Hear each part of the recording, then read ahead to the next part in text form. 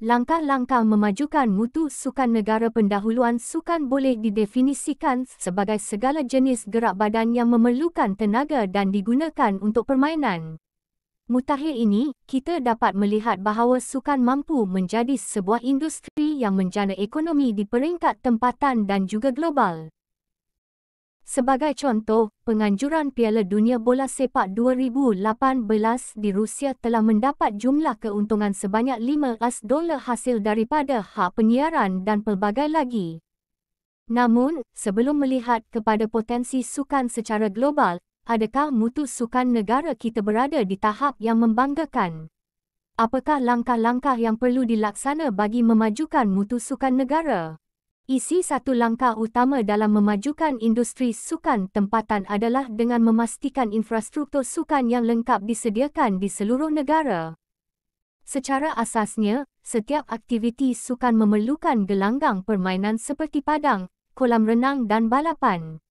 Cuba kita lihat di kawasan berdekatan kita, adakah setiap daerah mempunyai kolam renang, padang dan balapan yang cukup sifatnya dan diselenggara dengan baik? Sekiranya tidak, maka kegagalan penyediaan infrastruktur sukan yang lengkap adalah perkara yang menyumbang kepada pembantutan kemajuan sukan negara. Jika tiada infrastruktur sukan yang mudah untuk diakses oleh komuniti, maka pencarian bakat untuk atlet terbatas. Kerajaan atau pihak berkuasa tempatan, PBT, boleh bekerjasama dengan syarikat swasta bagi memastikan infrastruktur sukan dalam komuniti sentiasa ditambah baik dan diselenggara.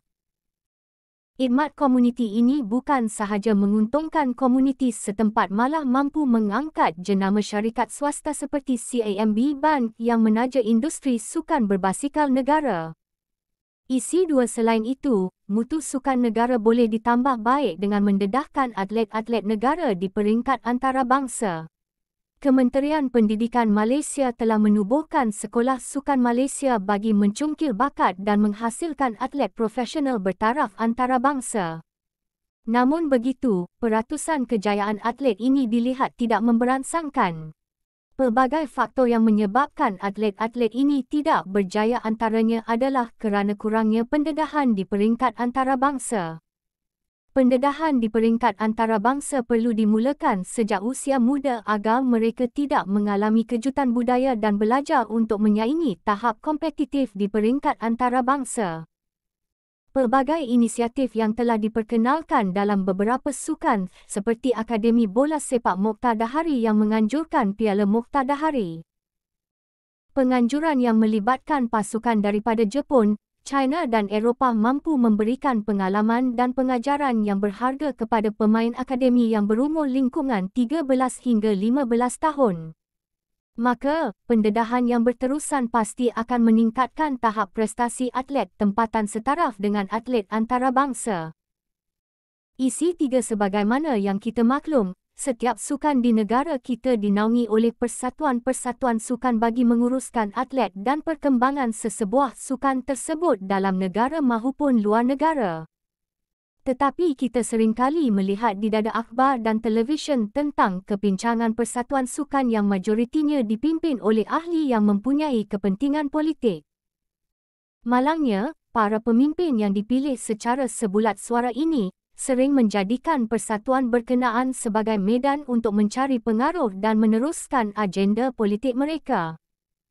Kegairahan memenuhi agenda peribadi menyebabkan program pembangunan sukan dan atlet telah dianaktirikan oleh mereka. Justeru, sewajarnya barisan kepimpinan sukan ini dirombak dan seterusnya memberikan laluan kepada muka-muka baru yang mempunyai latar belakang dalam bidang sukan serta beriltizam tinggi untuk memajukan mutu sukan negara. Bak kata peribahasa, hanya jauh hari yang mengenal manikam. Isi 4, di samping itu, kemajuan sains dan teknologi hari ini juga wajar untuk diaplikasikan dalam sukan di negara kita. Kehadiran institusi sukan negara adalah amat mustahak dalam menghubungkan sains dan teknologi dengan industri sukan tempatan. Tahap kompetitif sukan di peringkat antarabangsa lazimnya sukar untuk kita capai melainkan atlet tersebut mempunyai bakat yang besar. Tetapi, kita mampu membentuk atlet bertaraf antarabangsa dengan menggunakan kaedah saintifik dalam meningkatkan prestasi atlet tempatan kita. Antara kaedahnya adalah dari segi penjagaan nutrisi dan diet atlet, corak latihan dan fisioterapi yang sesuai untuk atlet agar mereka mampu menghasilkan prestasi tertinggi apabila bersaing di peringkat antarabangsa. Kemahiran ahli perubatan tempatan kita tidak wajar untuk disia-siakan dan sukan mampu menjadi cabang kepada kemajuan sains dan teknologi yang akan menaikkan nama negara di persada antarabangsa. Penutup tuntasnya, pelbagai langkah yang boleh digarap dalam memastikan kemajuan sukan negara meningkat dari semasa ke semasa. Kejayaan atlet-atlet seperti Datuk Lee Chong Wei, Datuk Nicole Ann David dan Azizul Hasni Awang sepatutnya membuka jalan kepada kelahiran atlet-atlet tempatan bertaraf antarabangsa yang lain.